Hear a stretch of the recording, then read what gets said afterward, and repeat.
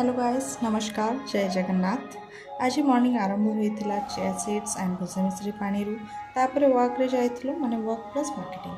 Then मो काम सारी ठाकुर पूजा कर देकी देन मो पेट पूजा करथिलि।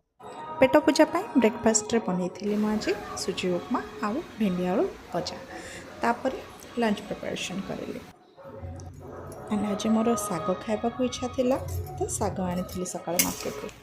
आज लंच रे बनई आम ओडिया मानकर फेवरेट दही पखाଳ आउ दही पखाଳ सांगे साग भजा आउ मसला भिंडी आंब आउ काकुड़ी आउ लंच रेडी हवा भितर हजबैंड भी आसी पहुँची जाते लंच पाई दी जन सांगे लंच करूँ तापर 10-15 मिनिट रेस्ट करके सी ड्यूटी गले आ मुझे शोई पड़ी पखाळटा खाई ना न शोले केमती हम।